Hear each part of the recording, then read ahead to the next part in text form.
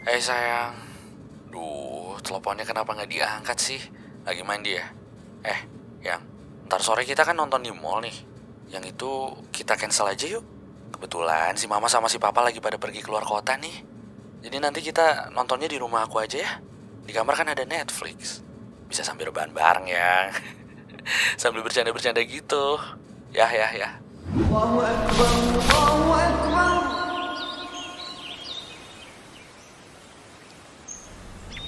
Assalamualaikum warahmatullahi wabarakatuh. Bismillah, alhamdulillah, wassalatu wassalamu ala rasulillah wa ba'd.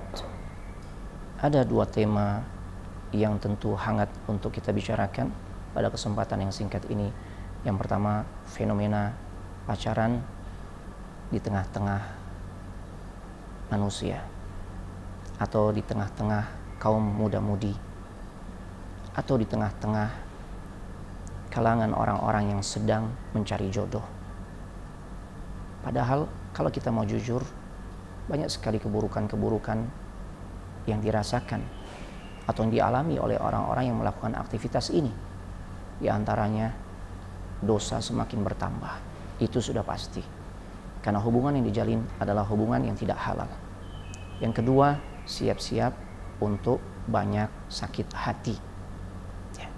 Apapun kemasan yang diberikan, kadangkala dibuat kemasan yang kayaknya cenderung syar'i, ya, seperti ta'aruf tapi mesra. Ini sebenarnya sama, cuma beda packaging saja. Bagaimana seharusnya kita sebagai orang-orang yang beriman menjalani aktivitas penjajakan untuk mencari jodoh? Tentu Islam sebagai agama yang sempurna tidak membiarkan pemeluknya untuk melakukan berbagai macam aktivitas tanpa panduan, tanpa guidance, termasuk di dalam perkara mencari jodoh. Aktivitas pacaran itu banyak keburukannya dibandingkan manfaat yang bisa kita dapatkan. Di antara keburukan yang paling besar dan sangat merisaukan kita, khususnya para orang tua, adalah ketika angka perzinahan semakin meningkat. Karena dengan pacaran tersebutlah maka peluang-peluang pintu perzinahan semakin terbuka lebar. Makanya pantas Allah Subhanahu wa taala, Rabbul Izzati wal Jalalah, pencipta, penguasa diri kita semua, pencipta, penguasa jagat raya ini, Ia yang paling tahu persis hal-hal yang menyangkut ciptaannya, termasuk diri kita. Potensi-potensi apa yang bisa menjadikan hambanya ini jatuh kepada kebinasaan, Allah tahu. Makanya atas dasar kasih sayangnya Allah Subhanahu wa ta'ala, Allah memberikan satu larangan untuk kita mendekati perzinahan. Ketika Allah Subhanahu wa ta'ala berfirman, "Wala taqrabuz zina, innahu kana fahishatan wa sa'a sabila." Janganlah kalian mendekati zina. Jadi yang dilarang bukan hanya aktivitas zinanya saja, jemaah. Ya, saudara-saudariku, yang dilarang bukan hanya aktivitas zinanya saja. Bahkan aktivitas mendekatinya pun Allah Subhanahu wa ta'ala larang. Kenapa dilarang? Kita perlu fahami, ketika Allah menetapkan syariatnya berupa larangan, pastilah di situ terdapat keburukan jika kita melanggarnya, termasuk di dalam perkara perzinahan. Kenapa kita dilarang untuk mendekatinya? Karena jika kita mendekatinya, kita adalah manusia yang lemah. Kita tidak sanggup dengan berbagai macam godaan syahwat. Makanya ketika seseorang mencoba mendekati pintu-pintu perzinahan, di antaranya dengan aktivitas pacaran, ya, mau seramah atau seaman apapun bentuk pacaran, maka itu sesungguhnya amat sangat rawan. Makanya Allah sayang kepada kita, ya, sehingga Allah melarang kita untuk melakukannya. Karena jika seseorang tetap menerobos rambu-rambu tersebut, peluang dia untuk jatuh kepada perzinahan yang sesungguhnya itu amat sangat besar. Dan hal itu terbukti ketika kita mengetahui lewat data-data yang valid menunjukkan bahwasanya angka kebebasan seksual, angka perzinahan semakin hari semakin tinggi. Tidak lain di antara faktor pemicunya adalah kebebasan yang dijalani oleh muda-mudi, laki-laki perempuan yang belum diikat dengan ikatan pernikahan. Mereka menjalin hubungan yang begitu akrab dengan istilah yang dikemas sedemikian rupa, ya, tapi pada hakikatnya itu adalah satu bentuk aktivitas yang akan mengantarkan seseorang kepada pintu perzinahan. Oleh karenanya, saudara-saudariku yang dirahmati oleh Allah Subhanahu wa taala, jauhilah aktivitas tersebut karena sesungguhnya aktivitas itu akan merugikan diri kita. Sekalipun kita mungkin diuji dengan adanya cemoohan atau bulian dari teman-teman kita, bahwasanya hari gini ya kita nggak pacaran, apa kata dunia? Justru seharusnya mindsetnya dirubah. Kita katakan hari gini pacaran, apa kata akhirat? Karena memang kehidupan kita yang sebenarnya ada di alam akhirat. Kita sedang mengumpulkan amal-amal saleh yang kita bisa bawa untuk kehidupan akhirat kita agar kita bisa bahagia. Di antaranya ketika kita menjaga diri kita, membatasi hubungan pergaulan dengan lawan jenis. Kita boleh menjalin hubungan dengan lawan jenis, tapi harus diikat dengan cara yang halal.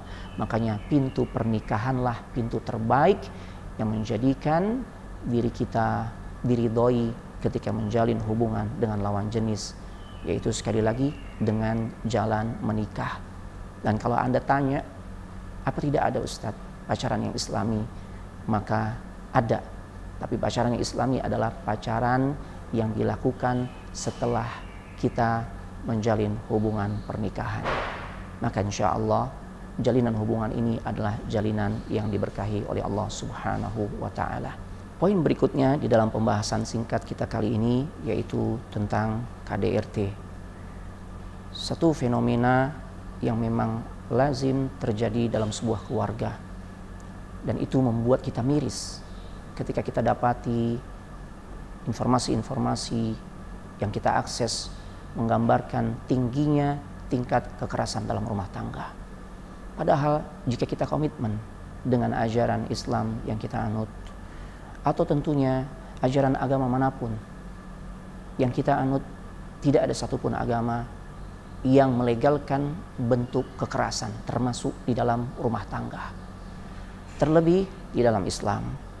Islam sebagai agama yang rahmatan lil alamin tentu sangat menjunjung tinggi nilai-nilai kebaikan, nilai-nilai kesantunan, nilai-nilai untuk berbuat baik kepada orang-orang dekat kita khususnya. Di antaranya Nabi sallallahu alaihi wasallam memotivasi kita, khairukum li ahlik.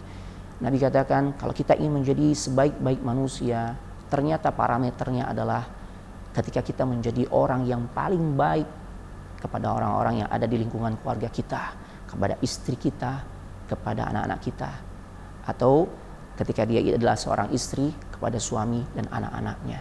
Ini menjadi barometer seseorang dikatakan dia adalah orang yang baik. Kadangkala dia dikatakan orang yang amat sangat baik, orang yang sangat lembut, tapi hal itu terjadi di luar rumah. Itu belum menjadi ukuran, jemaah. Itu belum menjadi ukuran, wahai saudara-saudariku. Karena seringkali kita menampilkan jati diri kita yang dimana kita tuh memakai topeng ketika di luar. Tapi jika di rumah tidak akan mungkin semua itu terjadi. Semua akan tersingkap sebagaimana adanya. Oleh karenanya, agar kita bisa menjadi orang-orang yang menjauhkan segala bentuk kekerasan, khususnya dalam rumah tangga kita, jadikan panduan Rasulullah SAW sebagai guidance kita, sebagai jalan hidup kita, petunjuk hidup kita. Di antaranya ketika kita tidak boleh menzalimi manusia, terlebih mereka adalah orang-orang yang hubungannya dengan diri kita amat sangat dekat. Mereka adalah keluarga inti kita. Maka jangan zalimi mereka. Karena Allah Subhanahu wa taala menegaskan dalam hadis qudsi, "Inni haramtu zulma 'ala nafsi fala tadzalamu." Sesungguhnya aku haramkan kezaliman pada diriku, maka janganlah kalian saling menzalimi. Jikalau Allah saja mengharamkan pada dirinya sifat zalim, apalagi kita hambanya yang penuh dengan keterbatasan. Tentu harus menjauhi sifat buruk ini. Semoga yang singkat ini bermanfaat. Wassalamualaikum warahmatullahi wabarakatuh.